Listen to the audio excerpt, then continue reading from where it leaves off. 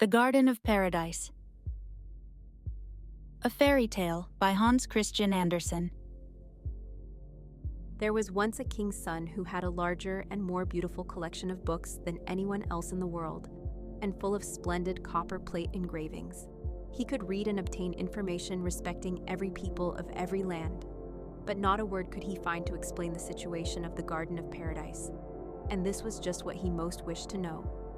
His grandmother had told him when he was quite a little boy, just old enough to go to school, that each flower in the Garden of Paradise was a sweet cake, that the pistils were full of rich wine, that on one flower history was written, on another geography or tables.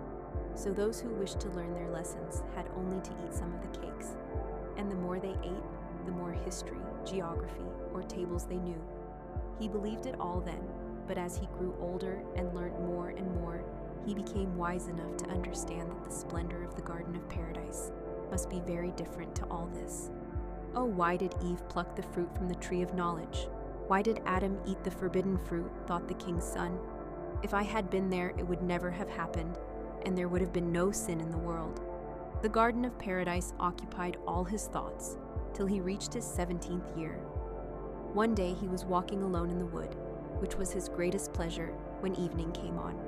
The clouds gathered, and the rain poured down as if the sky had been a waterspout, and it was as dark as the bottom of a well at midnight. Sometimes he slipped over the smooth grass, or fell over stones that projected out of the rocky ground. Everything was dripping with moisture, and the poor prince had not a dry thread about him. He was obliged at last to climb over great blocks of stone, with water spurting from the thick moss. He began to feel quite faint, when he heard a most singular rushing noise, and saw before him a large cave, from which came a blaze of light. In the middle of the cave, an immense fire was burning, and a noble stag, with its branching horns, was placed on a spit between the trunks of two pine trees. It was turning slowly before the fire, and an elderly woman, as large and strong as if she had been a man in disguise, sat by, throwing one piece of wood after another into the flames. "Come in," she said to the prince. "Sit down by the fire and dry yourself."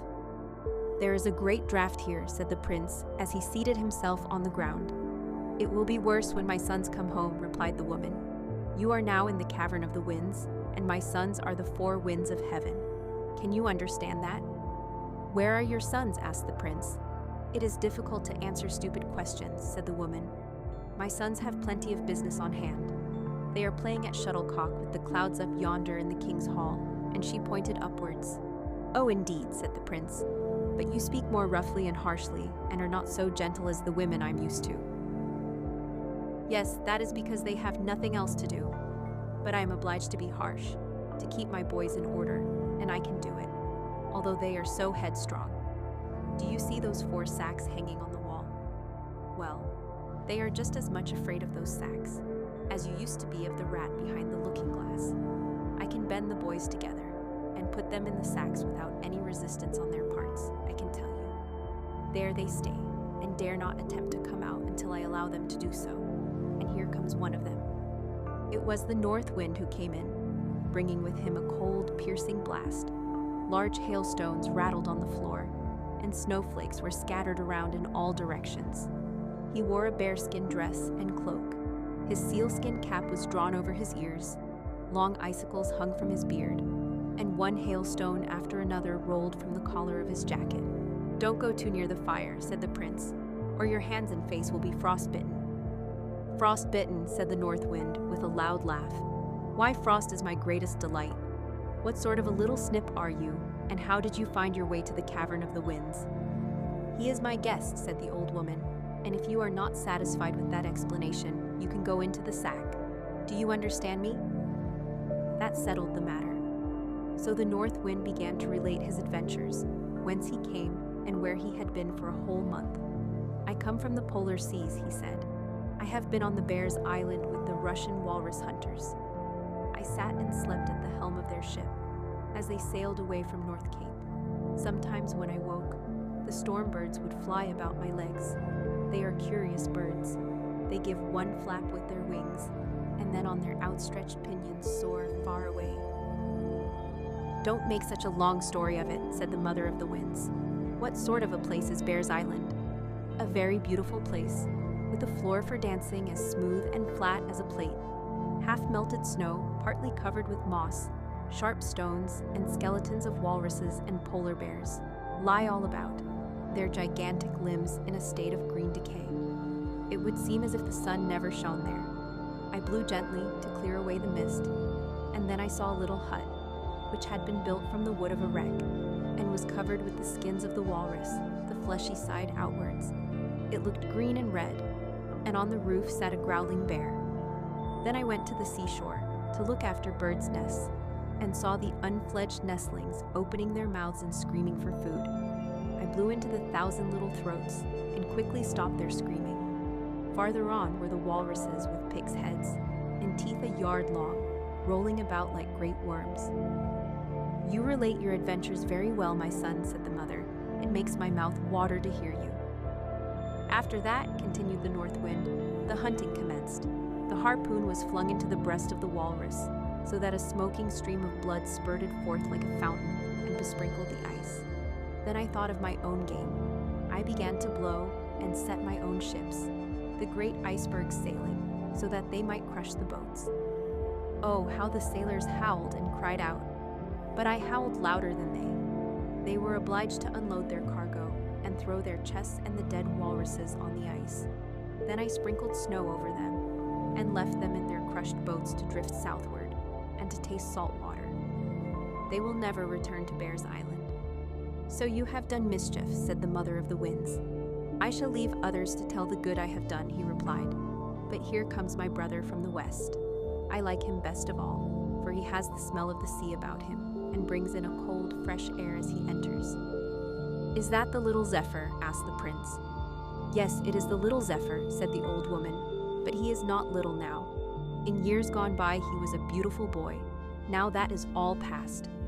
He came in looking like a wild man, and he wore a slouched hat to protect his head from injury. In his hand he carried a club, cut from a mahogany tree in the American forests, not a trifle to carry. "Whence do you come?" asked the mother. "I come from the wilds of the forests, where the thorny brambles form thick hedges between the trees, where the water snake lies in the wet grass, and mankind seem to be unknown." "What were you doing there?" "I looked into the deep river and saw it rushing down from the rocks. The water drops mounted to the clouds and glittered in the rainbow. I saw the wild buffalo swimming in the river, but the strong tide carried him away amidst a flock of wild ducks, which flew into the air as the waters dashed onwards, leaving the buffalo to be hurled over the waterfall. This pleased me, so I raised a storm, which rooted up old trees and sent them floating down the river." "And what else have you done?" asked the old woman. "I have rushed wildly across the savannas. I have stroked the wild horses and shaken the coconuts from the trees. Yes, I have many stories to relate, but I need not tell everything I know. You know it all very well, don't you, old lady?" And he kissed his mother so roughly that she nearly fell backwards. Oh, he was indeed a wild fellow. Now in came the south wind, with a turban and a flowing Bedouin cloak. "How cold it is here," said he, throwing more wood on the fire. "It is easy to feel that the north wind has arrived here before me." "Why, it is hot enough here to roast a bear," said the north wind. "You are a bear yourself," said the other. "Do you want to be put in the sack, both of you?" said the old woman. "Sit down now on that stone, yonder, and tell me where you have been." "In Africa, mother. I went out with the Hottentots, who were lion hunting in the Kaffir land, where the plains are covered with grass the color of a green olive, and here I ran races with the ostrich, but I soon outstripped him in swiftness. At last I came to the desert, in which lie the golden sands, looking like the bottom of the sea. Here I met a caravan, and the travelers had just killed their last camel to obtain water. There was very little for them, and they continued their painful journey beneath the burning sun and over the hot sands, which stretched before them a vast, boundless desert. Then I rolled myself in the loose sand and whirled it in burning columns over their heads. The dromedaries stood still in terror, while the merchants drew their caftans over their heads and threw themselves on the ground before me, as they do before Allah, their God. Then I buried them beneath a pyramid of sand, which covers them all. When I blow that away on my next visit, the sun will bleach their bones, and travelers will see that others have been there before them. Otherwise, in such a wild desert, they might not believe it possible. So you have done nothing but evil, said the mother. Into the sack with you. And before he was aware, she had seized the south wind round the body and popped him into the bag. He rolled about on the floor till she sat herself upon him to keep him still. These boys of yours are very lively, said the prince. Yes, she replied, but I know how to correct them when necessary, and here comes the fourth. In came the east wind, dressed like a Chinese. Oh, you come from that quarter, do you? Said she. I thought you had been to the Garden of Paradise. I am going there tomorrow, he replied. I have not been there for 100 years. I have just come from China, where I danced round the porcelain tower till all the bells jingled again. In the streets an official flogging was taking place, and bamboo canes were being broken on the shoulders of men of every high position, from the 1st to the 9th grade. They cried, "Many thanks, my fatherly benefactor." But I am sure the words did not come from their hearts, so I rang the bells till they sounded ding, ding, dong. You are a wild boy, said the old woman. It is well for you that you are going tomorrow to the Garden of Paradise.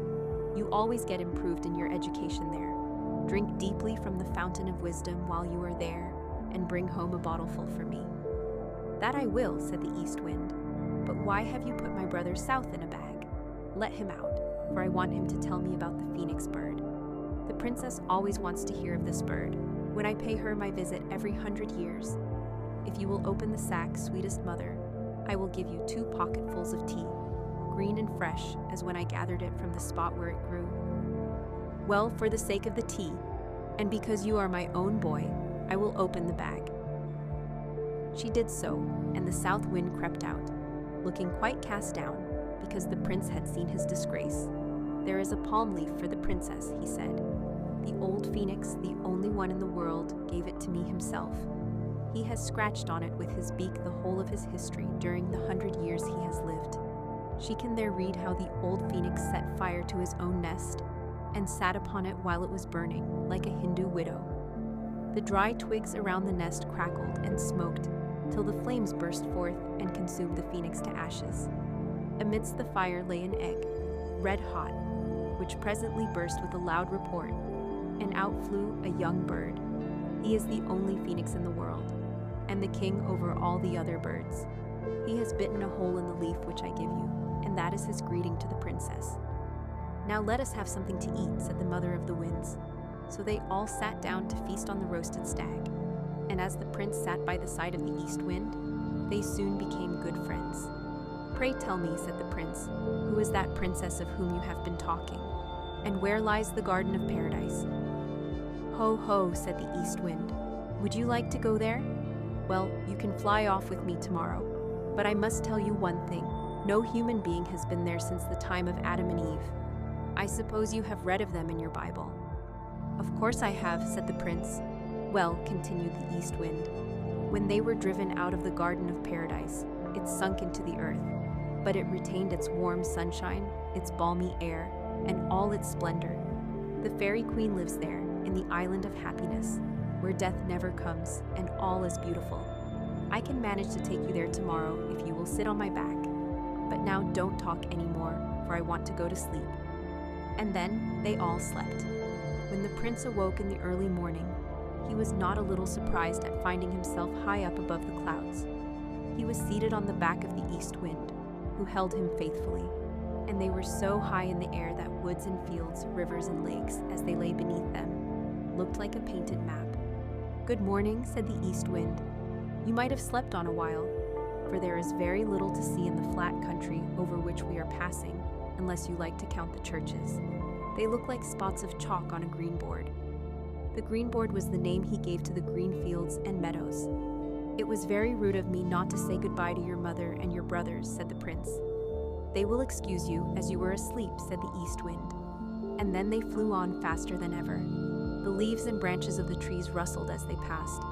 When they flew over seas and lakes, the waves rose higher, and the large ships dipped into the water like diving swans. As darkness came on, towards evening, the great towns looked charming. Lights were sparkling, now seen, now hidden. just as the sparks go out one after another on a piece of burnt paper. The prince clapped his hands with pleasure, but the east wind advised him not to express his admiration in that manner, or he might fall down and find himself hanging on a church steeple. The eagle in the dark forest flies swiftly, but faster than he flew the east wind. The Cossack, on his small horse, rides lightly over the plains, but lighter still past the prince on the winds of the wind. There are the Himalayas, the highest mountains in Asia, said the east wind. We shall soon reach the Garden of Paradise now. Then they turned southward, and the air became fragrant with the perfume of spices and flowers. Here figs and pomegranates grew wild, and the vines were covered with clusters of blue and purple grapes.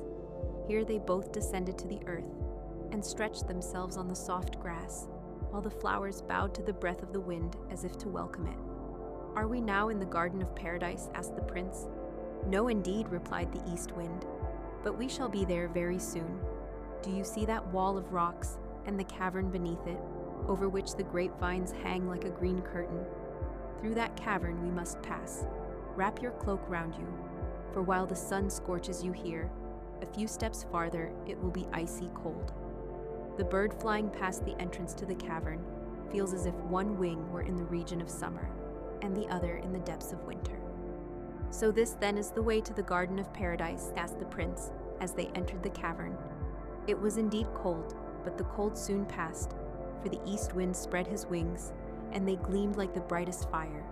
As they passed on through this wonderful cave, the prince could see great blocks of stone, from which water trickled, hanging over their heads in fantastic shapes.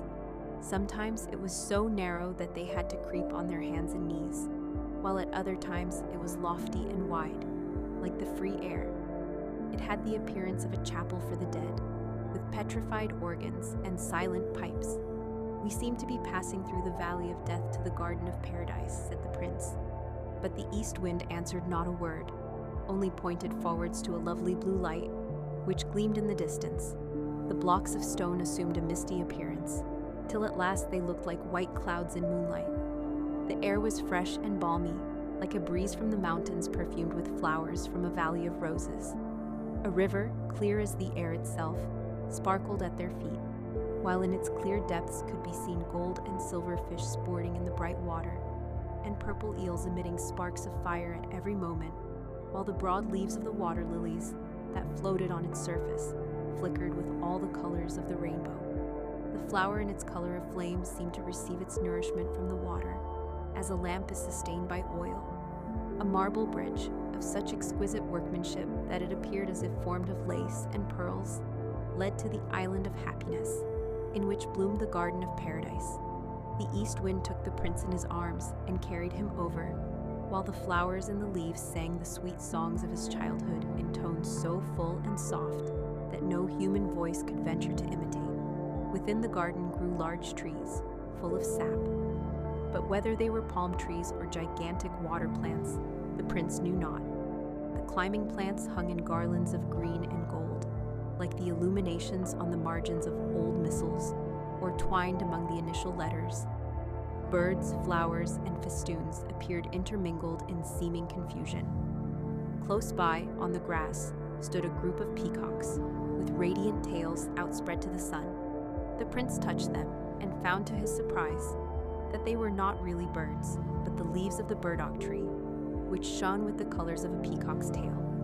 The lion and the tiger, gentle and tame, were springing about like playful cats among the green bushes, whose perfume was like the fragrant blossom of the olive. The plumage of the wood pigeon glistened like pearls as it struck the lion's mane with its wings, while the antelope, usually so shy, stood near, nodding its head as if it wished to join in the frolic. The Fairy of Paradise next made her appearance. Her raiment shone like the sun, and her serene countenance beamed with happiness like that of a mother rejoicing over her child. She was young and beautiful, and a train of lovely maidens followed her, each wearing a bright star in her hair. The east wind gave her the palm leaf, on which was written the history of the phoenix, and her eyes sparkled with joy. She then took the prince by the hand and led him into her palace, the walls of which were richly colored, like a tulip leaf when it is turned to the sun. The roof had the appearance of an inverted flower, and the colors grew deeper and brighter to the gazer. The prince walked to a window and saw what appeared to be the tree of knowledge of good and evil, with Adam and Eve standing by, and the serpent near them. "I thought they were banished from paradise," he said. The princess smiled and told him that time had engraved each event on a window pane in the form of a picture. But unlike other pictures, all that it represented lived and moved. The leaves rustled, and the persons went and came, as in a looking glass. He looked through another pane and saw the ladder in Jacob's dream, on which the angels were ascending and descending with outspread wings. All that had ever happened in the world here lived and moved on the panes of glass, in pictures such as time alone could produce. The fairy now led the prince into a large, lofty room, with transparent walls, through which the light shone. Here were portraits, each one appearing more beautiful than the other, millions of happy beings, whose laughter and song mingled in one sweet melody. Some of these were in such an elevated position that they appeared smaller than the smallest rosebud, or like pencil dots on paper. In the center of the hall stood a tree with drooping branches, from which hung golden apples, both great and small, looking like oranges amid the green leaves. It was the tree of knowledge of good and evil, from which Adam and Eve had plucked and eaten the forbidden fruit, and from each leaf trickled a bright red dewdrop, as if the tree were weeping tears of blood for their sin. "Let us now take the boat," said the fairy. "A sail on the cool waters will refresh us. But we shall not move from the spot, although the boat may rock on the swelling water. The countries of the world will glide before us, but we shall remain still." It was indeed wonderful to behold. First came the lofty Alps, snow-clad and covered with clouds and dark pines. The horn resounded, and the shepherds sang merrily in the valleys. The banana trees bent their drooping branches over the boat, black swans floated on the water, and singular animals and flowers appeared on the distant shore. New Holland, the fifth division of the world, now glided by, with mountains in the background, looking blue in the distance. They heard the song of the priests, and saw the wild dance of the savage to the sound of the drums and trumpets of bone. The pyramids of Egypt rising to the clouds, columns and sphinxes, overthrown and buried in the sand, followed in their turn, while the northern lights flashed out over the extinguished volcanoes of the north, in fireworks none could imitate. The prince was delighted, and yet he saw hundreds of other wonderful things more than can be described. "Can I stay here forever?" asked he. "That depends upon yourself," replied the fairy. "If you do not, like Adam, long for what is forbidden, you can remain here always." "I should not touch the fruit on the tree of knowledge," said the prince. "There is abundance of fruit equally beautiful." "Examine your own heart," said the princess, "and if you do not feel sure of its strength, return with the east wind who brought you. He is about to fly back, and will not return here for 100 years. The time will not seem to you more than 100 hours, yet even that is a long time for temptation and resistance. Every evening when I leave you, I shall be obliged to say, 'Come with me,' and to beckon to you with my hand. But you must not listen, nor move from your place to follow me, for with every step you will find your power to resist weaker. If once you attempted to follow me, you would soon find yourself in the hall, where grows the tree of knowledge, for I sleep beneath its perfumed branches. If you stooped over me, I should be forced to smile. If you then kissed my lips, the garden of paradise would sink into the earth, and to you it would be lost. A keen wind from the desert would howl around you, cold rain fall on your head, and sorrow and woe be your future lot." "I will remain," said the prince. So the east wind kissed him on the forehead and said, "Be firm, then shall we meet again when 100 years have passed. Farewell, farewell." Then the east wind spread his broad pinions, which shone like the lightning in harvest, or as the northern lights in a cold winter. "Farewell, farewell," echoed the trees and the flowers. Storks and pelicans flew after him in feathery bands, to accompany him to the boundaries of the garden. "Now we will commence dancing," said the fairy, "and when it is nearly over at sunset, while I am dancing with you, I shall make a sign and ask you to follow me, but do not obey. I shall be obliged to repeat the same thing for 100 years, and each time when the trial is past, if you resist, you will gain strength, till resistance becomes easy, and at last the temptation will be quite overcome. This evening, as it will be the first time, I have warned you." After this, the fairy led him into a large hall filled with transparent lilies. The yellow stamina of each flower formed a tiny golden harp, from which came forth strains of music, like the mingled tones of flute and lyre. Beautiful maidens, slender and graceful in form, and robed in transparent gauze, floated through the dance and sang of the happy life in the Garden of Paradise, where death never entered, and where all would bloom forever in immortal youth. As the sun went down, the whole heavens became crimson and gold, and tinted the lilies with the hue of roses. Then the beautiful maidens offered to the prince sparkling wine, and when he had drank, he felt happiness greater than he had ever known before. Presently the background of the hall opened, and the tree of knowledge appeared, surrounded by a halo of glory that almost blinded him. Voices soft and lovely as his mother's sounded in his ears, as if she were singing to him, "My child, my beloved child." Then the fairy beckoned to him and said in sweet accents, "Come with me, come with me." Forgetting his promise, forgetting it even on the very first evening, he rushed towards her while she continued to beckon to him and to smile. The fragrance around him overpowered his senses. The music from the harp sounded more entrancing, while around the tree appeared millions of smiling faces, nodding and singing. Man should know everything. Man is the Lord of the earth. The tree of knowledge no longer wept tears of blood, for the dewdrops shone like glittering stars. "Come, come," continued that thrilling voice, and the prince followed the call. At every step his cheeks glowed, and the blood rushed wildly through his veins. "I must follow," he cried. "It is not a sin, it cannot be, to follow beauty and joy. I only want to see her sleep, and nothing will happen unless I kiss her, and that I will not do, for I have strength to resist, and a determined will." The fairy threw off her dazzling attire, bent back the boughs, and in another moment was hidden among them. "I have not sinned yet," said the prince, "and I will not," and then he pushed aside the boughs to follow the princess. She was lying already asleep, beautiful as only a fairy in the Garden of Paradise could be. She smiled as he bent over her, and he saw tears trembling out of her beautiful eyelashes. "Do you weep for me?" he whispered.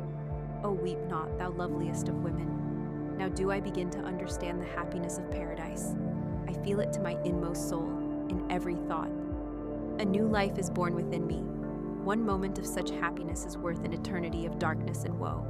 He stooped and kissed the tears from her eyes, and touched her lips with his. A clap of thunder, loud and awful, resounded through the trembling air. All around him fell into ruin. The lovely fairy, the beautiful garden, sunk deeper and deeper. The prince saw it sinking down in the dark night till it shone only like a star in the distance beneath him. Then he felt a coldness, like death, creeping over him. His eyes closed, and he became insensible. When he recovered, a chilling rain was beating upon him, and a sharp wind blew on his head. "Alas, what have I done?" he sighed. "I have sinned like Adam, and the Garden of Paradise has sunk into the earth." He opened his eyes and saw the star in the distance, but it was the morning star in heaven which glittered in the darkness. Presently he stood up and found himself in the depths of the forest, close to the cavern of the winds, and the mother of the winds sat by his side. She looked angry and raised her arm in the air as she spoke. "The very first evening," she said. "Well, I expected it. If you were my son, you should go into the sack." "And there he will have to go at last," said a strong old man, with large black wings and a scythe in his hand, whose name was Death. "He shall be laid in his coffin, but not yet. I will allow him to wander about the world for a while, to atone for his sin, and to give him time to become better. But I shall return when he least expects me.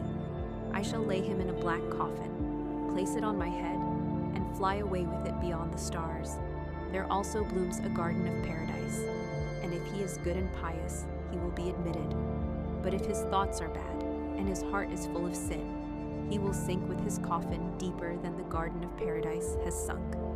Once in every 1,000 years I shall go and fetch him, when he will either be condemned to sink still deeper, or be raised to a happier life in the world beyond the stars."